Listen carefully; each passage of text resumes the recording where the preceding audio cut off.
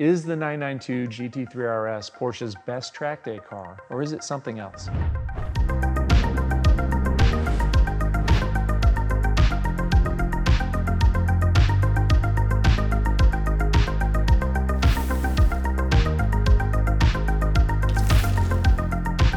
I love, and I mean love, a great track day car. For me, that means something that you can drive to and from the track because I don't want to deal with the hassle of trailering a race car. Usually that means you have to make some compromise between speed and comfort.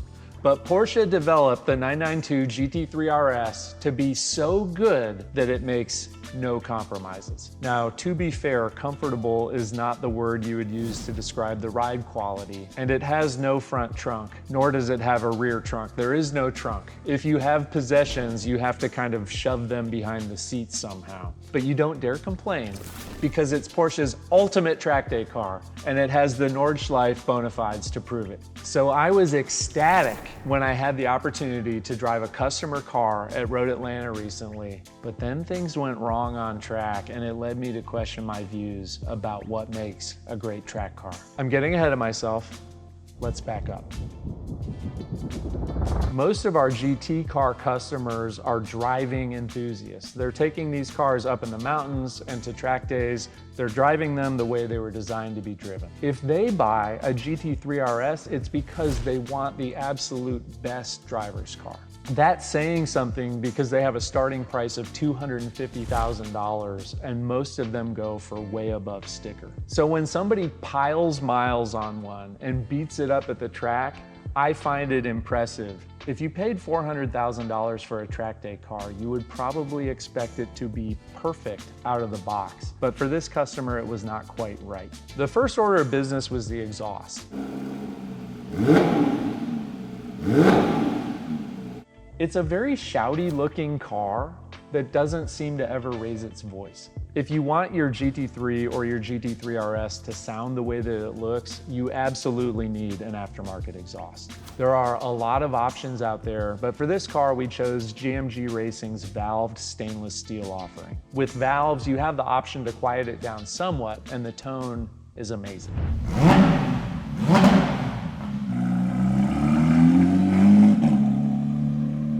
The mountains in this area provide endless fun, but if you want to learn to drive your car to the absolute limit, there is no substitute for a track day. The vast majority of 992 GT3 RSs come with factory-installed carbon bucket seats, which is great. But in the US, you can't get a factory roll cage like you can in Europe. So we ordered a bolt-in roll cage from Competition Motorsports, and we specified indigo blue to match the wheels and other accents on the car.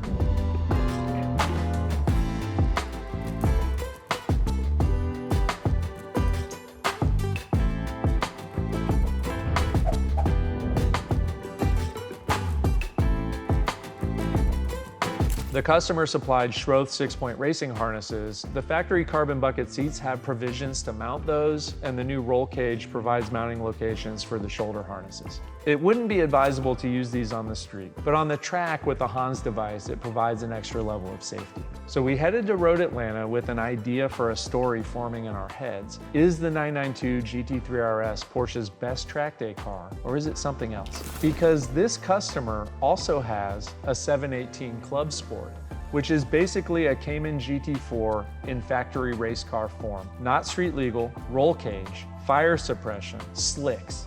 And this one has a racing livery that was custom designed based on the owner's tattoos. So naturally, we thought that a little lap time battle between the Club Sport and the GT3 RS would be fun. The Club Sport is the kind of car you get into, and it is so good that you can't believe it. Once you get the slicks warmed up, the grip seems infinite. You take a corner at a speed that you assume would be impossible, and the car shrugs it off. No big deal. In the session that I had in the car, I never found the limit of grip, but I had an insanely fun time trying. The car made me feel like a hero. Now, 911 Cup cars are significantly faster, but their maintenance schedule calls for engine and transmission rebuilds that would make your eyes water. If you're willing to trailer your car to the track and deal with some minor hassles such as never being able to drive it on the street, a Club Sport will provide amazing lap times at a fraction of the price of a 992 GT3 RS. After a couple of laps in the Club Sport, I managed a 134.0, which is very respectable at Road Atlanta in summer heat, and I was ready to jump into the GT3 RS to see what all the fuss was about. But there was a small issue that turned into a big issue.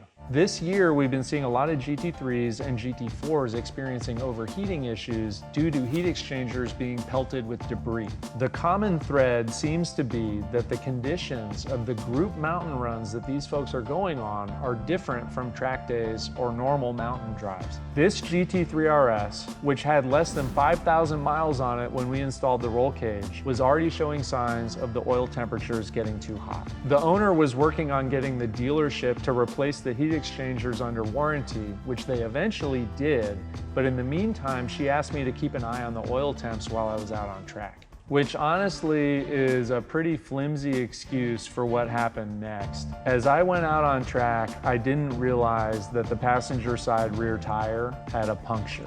The car did complain about tire pressure being low, but I dismissed the message on the dash without scrutinizing it because it's normal for these cars to complain that the tire pressure is too low in the paddock at a track day. And apparently, once you dismiss that message, the car is like, hey, I can take a hint. And it will not display another tire pressure warning message, even if the tire goes completely flat. Road Atlanta is a clockwise track, which means you're mostly turning right and you're leaning on the driver's side tires. In my defense, I was doing as I was asked and I was monitoring the oil temperature, which is on the right-hand side of the dash. I was not looking at the tire pressures on the left side. As I did my braking into turn 10A on my out lap, the GoPro footage shows that the passenger side rear tire started rapidly losing air to the point that when I got onto the front straight, that tire was effectively flat. What's funny to me in retrospect is that turning into turn 1 at speed, I remember thinking to myself, I don't know what everybody's on about. This car handles like shit. Then I attempted to navigate turn 4, which is the left-hander going into the downhill S's, and when the car tried to spin out from under me, I realized that something was wrong. The next thought that went through my mind was, oh no, I've got a flat, and this car has magnesium wheels from the Wysock package, which are like $10,000 a piece to replace. So I pulled the car down to the bottom of the S's and pulled off and was able to get into the infield, and we called the owner. They had the trailer there for the Club Sport. They retrieved the car. Thankfully, there was no damage other than that tire being ruined, which is lucky because that could have gone so much worse. You know, we were there to have fun, do a fun little lap battle. To have an incident like that was a huge eye-opener. The GT3 RS is a marvel of engineering, and I'm sure it is incredibly capable on track, but I didn't get to find out. And to be honest, at this point, I'm not sure if I want to. The car exists at this strange intersection between performance and collectability. I know some wealthy people, and all of them care about value on some level, which makes a case for buying something that you don't worry about. We were at the Rennsport Dragon Rally recently, and the organizer, Josh, leads the top run group in his 718 GTS. It's got AP Racing brakes, Öhlins Road and Track coilovers, fixie wheels, wider than factory rubber, sticky tires, Ragdoll Motorsport upgraded turbo, Soul exhaust. It's making 500 horsepower at the crank and more torque than any 4-liter GT car at a fraction of the price. I ripped it up and down a stretch of road near the tail of the dragon that they call the Hellbender, and I instantly fell in love.